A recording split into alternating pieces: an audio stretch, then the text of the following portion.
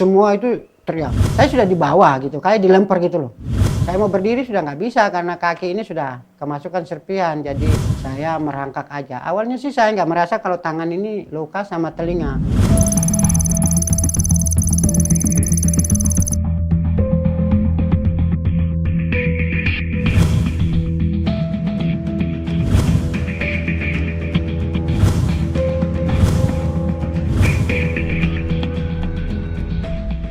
Sehingga pada tanggal 13 Mei 2018 itu hal yang sebenarnya kami sudah mengantisipasi. Jadi saat itu begitu mereka bertiga lari masuk ke halaman, saya kejar dan bom itu meledak. Saya mengalami luka parah, tapi saya bersyukur bahwa dengan saya menghentikan langkah mereka, mengurangi korban yang lebih banyak, artinya walaupun ada korban luka ringan tapi luka parahnya hanya saya sendiri. Secara real itu kan saya berpapasan dengan mereka itu, Pak. Jadi si ibu sama dua anak ini kan awalnya kan jalan, saya kan di pojok sana. Jadi setelah saya lewatin mereka baru mereka lari masuk gitu, Pak. Jadi sempat berpapasan gini, saya cuma hanya kejar dan teriak. Saya teriak, berhenti, ayo Bu berhenti, mau kemana? Ternyata ya itu dia lirik saya gini, saya semakin dekat langsung. Para pelaku pun langkah mereka sudah terhenti di situ. Saya masih sadar, masih ini, akhirnya saya mau berdiri sudah nggak bisa karena kaki ini sudah kemasukan serpihan, jadi saya merangkak aja. Awalnya sih saya nggak merasa kalau tangan ini luka sama telinga. Teman saya bilang, "Fran, badanmu itu hancur." Jadi saya ini hidup atau enggak, atau kaki atau tangan saya yang diamputasi, itu terbercik dalam pikiran saya, nggak karu-karuan.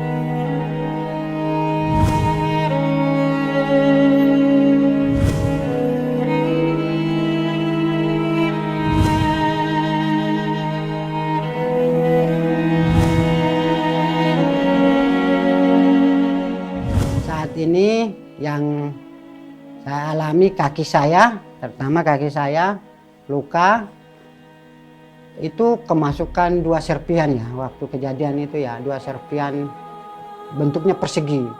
Sekarang saya tidak bisa berlari ataupun naik turun tangga manual, dan tangan kanan saya pergelangan ini kan serpihan masuk sehingga tulang yang kecil bagian sini patah. Dan sudah dioperasi. Waktu kejadian pertama operasi pasang pen, 1 tahun berselang ternyata tulangnya nggak nyambung.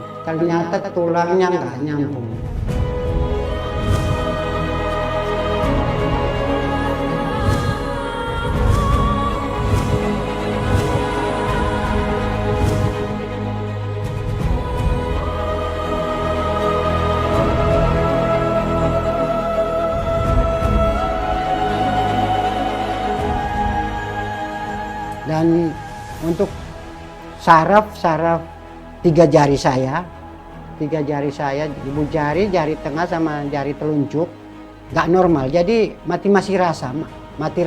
Saya memegang sesuatu itu terlalu lama, dia akan jatuh tanpa saya sadari. Ini operasi plastik, telinga sama hidung, bibir ini kan pecah semua, jadi operasi plastik semua.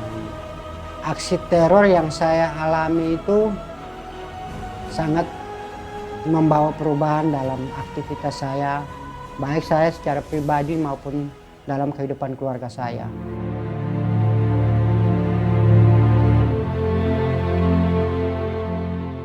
Saya menganggap itu suatu musibah, kecelakaan kerja, tapi efeknya sangat besar bagi kehidupan saya, terutama pribadi saya yang awalnya dengan beraktivitas normal tanpa ada gangguan, kaki, tangan semua bisa berjalan dengan normal.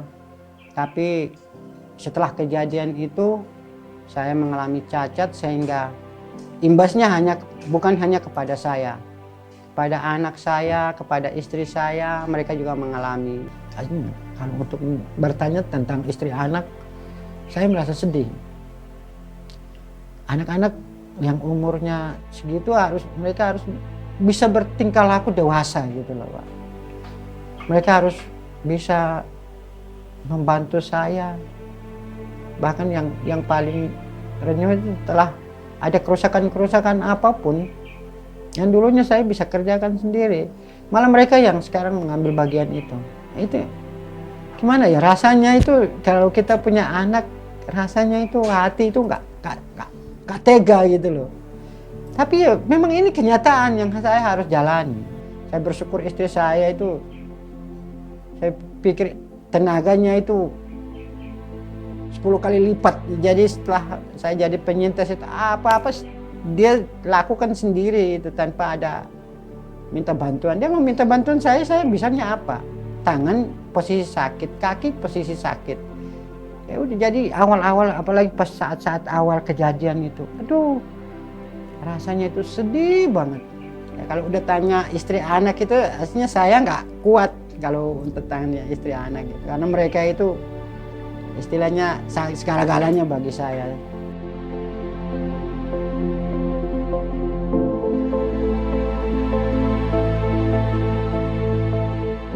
Ya ada rasa sedih, ada rasa marah, ada rasa, tapi memang ini sudah keadaan saya. Saya nggak bisa hindari ini lagi. Tuhan mengizinkan hal ini terjadi di dalam kehidupan saya. Jadi ya saya sampai dengan detik ini saya masih kuat itu, saya hanya pasrah aja bahwa semua ini terjadi atas izin yang kuasa.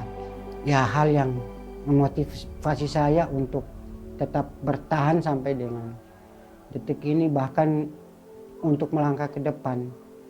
Tentunya yang dari awal saya sudah ngomong, istri sama anak-anak saya itu satu motivasi bagi saya untuk saya bertahan, sekuat saya untuk bertahan hidup. Jadi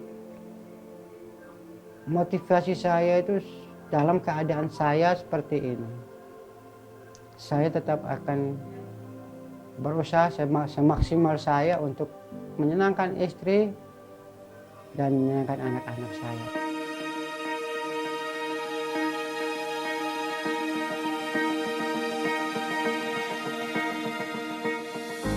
Sekarang ini saya masih bekerja sebagai security di GKI Diponegoro. Setelah pasca kejadian bom tahun 2018, ya saya karena mengalami sedikit gangguan fisik kaki dan tangan sehingga saya mengajukan dispensasi untuk bekerja malam. Kalau tugas pokok utama Satpam adalah satuan pengamanan.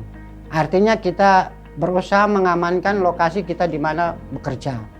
Dan saya sebagai Satpam gereja punya tugas dan kewajiban untuk bisa mengamankan areal di sekitar lokasi gereja, bahkan mengamankan bukan hanya secara benda aja yang di situ, tapi nyawa yang ke situ pun saya tetap harus memperhatikan. Ya, seperti yang saya ngomong tadi, Pak.